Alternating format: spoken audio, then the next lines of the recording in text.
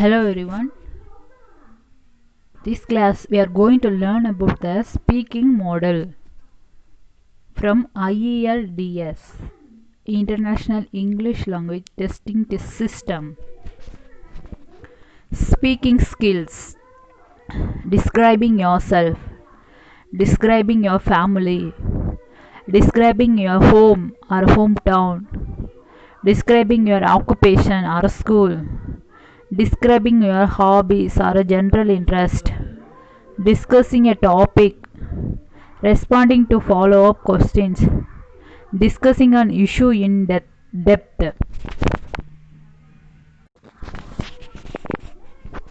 Speaking model. There are three parts of the speaking model which last between 11 and 14 minutes. We'll be alone in a room with one examiner who will ask you questions and ask you to talk on certain topics. The interview will be recorded. You will be able to make notes in part 2 only. The speaking models are the same for the both academic and general training version of IELTS. Topics include discussion about you, your family, etc. Speaking model. Part 1. Time 4 to 5 minutes. Introduction. Identify self, answer questions. Part 2. 3 to 4 minutes. 1 minute preparation. Talk on a topic. Give on a task card. 1 to 2 minute speaking. 1 minute follow-up questions. Part 3. 4 to 5 minutes. Discuss with the examiner the issues related to the topic in part 2. Question types. There are a variety of questions and promotes the examiner will use to get you to talk during the IELTS speaking model. You should be familiar with these types. Part 1. WH questions. Yes or no questions. Part 2. Describe and explain. WH questions. Yes or no questions. Part 3. WH questions. Yes or no questions. Then Part 1. Practice A. Write the answers to the examiner's questions for Part 1. What is your name? How do you spell it? Do you have your proof of identification? May I see it? Let's talk about where you live. Can you describe your neighborhood? What is an advantage of living there? What is the disadvantage of living there? Let's talk about jobs. What kind of job do you have? What is the best things about your job?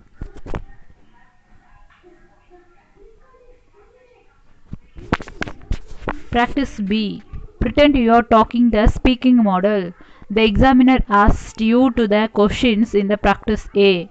Now give your answers loud to the examiner questions for part 1. Part 2. Practice C. Make notes to answer the questions on the task card for part 2. Try to do this in 1 minute. Task card.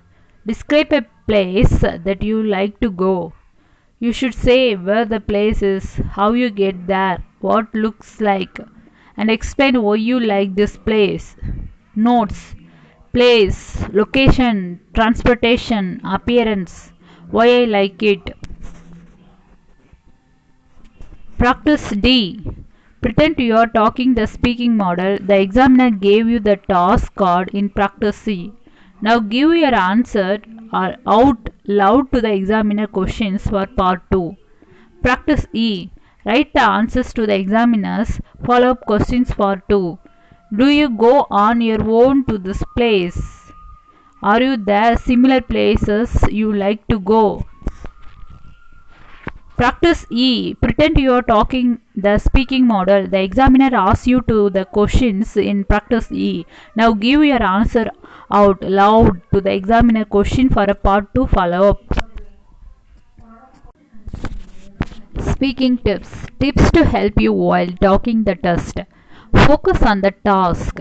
Think what the examiner is asking you. Respond precisely to the question or a topic. Speak clearly, sit up straightly, talk directly to the examiner. Do not afraid to make eye contact. Speak loudly. Make sure you're heard, but do not yell. Bring a watch. You will have 1 minute to prepare your answer for part 2. Glance at your watch to make sure you have enough time to complete your task. Laugh. Do this before you meet the examiner. Before the speaker test begins, tell yourself a joke or think of something funny. Start to laugh. Laugh harder. Laugh louder. Laughter will make you feel better and more relaxed. It will also push air into your lungs and help you speak better. People around you may think you're crazy, but you are there to do well on the IELTS, not to impress people with your sanity. Smile at the examiner. This will put both you at ease and make you both more comfortable. Tips to help you study for the speaking test. Talk to yourself. When you walk down the street, pay attention to the things around you. What to do the buildings look like? Is there a lot of traffic? How is the weather? Is this the typical day and scene in your city? In your mind, describe the scene to someone in English. Imagine a person who has never visited your city and describe the scene that the person. You can do the same thing at the school, at work, or anywhere you go.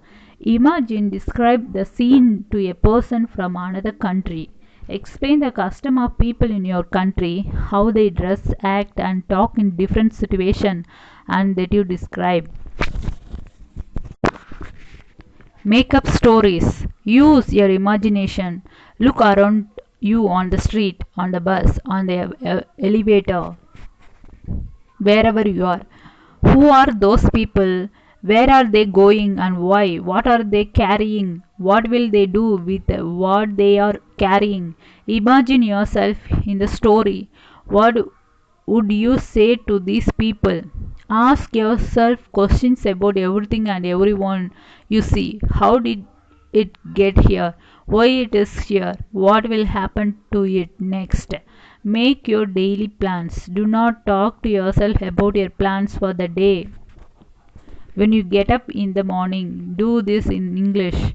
If you have to decide what clothes to wear, what to have for a breakfast, if you will walk or take the bus, think about this decision in English. Think about your job. Explain your interest. Read books, watch movies and TV. Read about the news. Then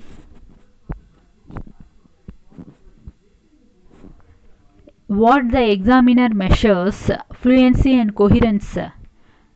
When you answer the examiner question or talk about a topic, your speech must be fluent and coherent. This means the words you use must fit the situation and these words must come quickly. You must address the topic fully and your ideas must be tied together. It is important to speak for the at least 1 full minute during part 2. You can speak longer if you can.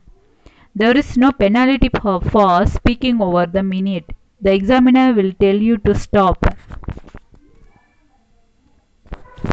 Accuracy is very important. An examiner will listen to your vocabulary, your grammar, and your pronunciation. She or he will want to make sure that you have a large enough vocabulary to express yourself easily and be understood completely. The examiner will want to make sure that the grammar you use is varied and appropriate to what you want to say. The examiner will of course be paying close attention to your pronunciation. Your speech must be comprehensive. You can have an accent, but the word must be intelligible. Describing yourself.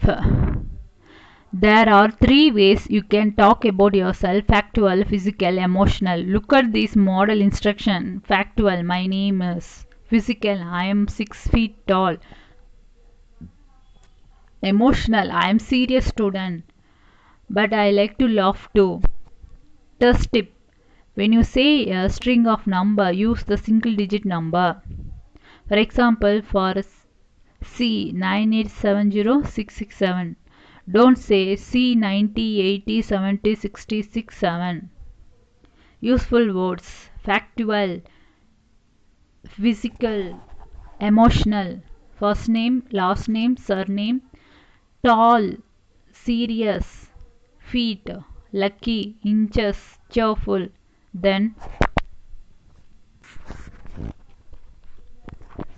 describing your family. When talking about your family, it is similar to talk about them factually. Example 1, I have very small family. There is only my mother, father and me. Example 2, I have very large family. I have 3 brothers and 2 sisters. Example 3, my father died when I was 10. I was brought up by my mother and grandmother. Test tip: you don't have to tell the examiner everything. Sure, he is not judging you. Just provide some basic information. If you don't want to talk about your family, talk about someone else's family. Describing your home or hometown. You may be asked to talk about your home or your neighborhood. You can talk generally about either one, or you can talk more personally. Try to have a lot of specific details prepared. Test tip: if you don't understand the task, ask for clarification. These phrases are helpful.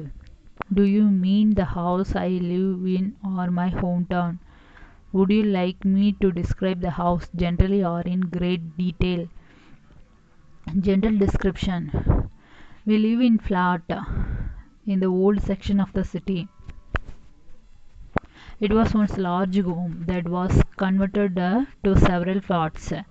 Neighborhood general description: I was in Beijing. Even though it is very large city and the capital, we live in the part that is like a small village. Personal description: my home is a small house in a new development. It was built by my father. The house has 3 bedrooms. Then, describing your occupation or school. You may be asked to discuss how you spend your day. Do you want work or do you study? Occupation: I'm an engineer. I would worked for the same company for 3 years. School: I'm a third year student at National University. I'm studying psychology.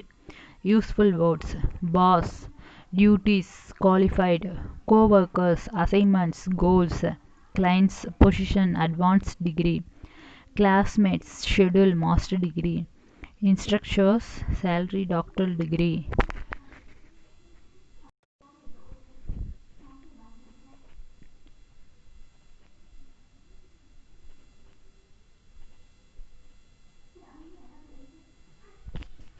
Then describing your hobbies or general interests. Hobby: the examiner may ask you how you spend your free time. Do you like to read, go to cinema, play sports? Hobby: example 1, I enjoy bird watching. I often go to a park near my house in the early morning to watch the birds. I also belong to a bird watching club. Hobby: example 2, I like to play the guitar. I took lesson when I was a child. Some friends and I had a rock band once, a long time ago. We played at parties. Now I mostly play on my own at home, and sometimes I get together with friends to play. Then, discussing a topic. The examiner will give you card. The card will have a topic and some question to guide your discussion of the topic. You will have 1 minute to prepare your answer. The questions are very important. They will guide your organization. Describe a museum that you have visited. You should say where it is located and what kind of museum it is. What specific things you can see there. When and why you last visited it. Notes: Greenport Ship Museum. In Greenport, a beach resort. Parts of old ships. and demonstration of shipbuilding method. Then useful words for establishing a sequence after, during, previously, as a teenager, earlier, period to, at the same time as, in the 1990s, simultaneously, before, later, when, then. Responding to follow-up questions. The examiner will ask you specific questions about your discussion of a topic. How often do you go to the museums? What kinds of museums do you generally prefer to visit? It is important to take children to visit different kinds of museums. Useful word.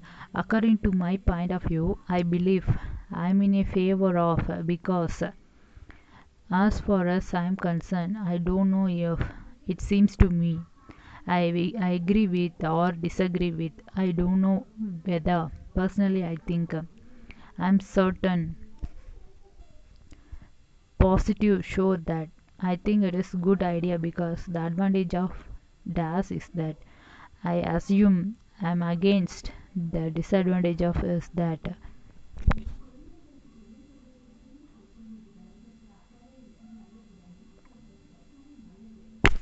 practice 1. Make notes to respond to these follow-up questions. Topic 1. What are some advantages and disadvantages to owning pets?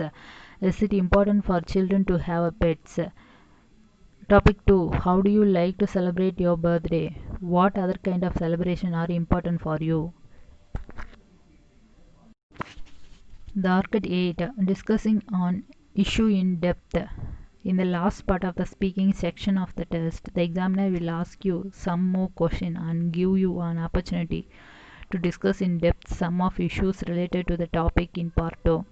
Issues from the example topic, asking for a definition. Why do you people visit museums? What roles do museums play in the society? Issues from example topic, asking for comparison and contrast. What do you museums offers in a term of education that books or other sources do not? How will museum be different in the future? Useful words for definitions. Characteristic in explanation to paraphrase. Condition in other words. Define to explain. Then useful words for comparison. I like, in the same way. Resemblance. Almost the same as, just as, similar to. Common characteristics like similarity. Correspondent to, likewise, to have in common. Useful words for contrast. Although, however, nevertheless, different from, in contrast to, on the other hand, even so, less than, still, larger than, more or more than, unlike. Then practice 1. Make notes about these issues. Issues from topic 1. Definition. Why do you people have pets? In your opinion, what kind of animal make the best pet? Comparison and contrast. In what different ways have animals been useful to people throughout history? How are people's attitude towards animals different now than they were in the past? Issues from the topic 2. Definition. Are birthday celebration important in your country? Why or why not? How are older people treated in your culture? Comparison and contrast. Are birthday celebration different now than they were in the past? How? In your opinion, how will the role of the older people in your culture change in the future? This is a very small, brief explanation about the model. Speaking model.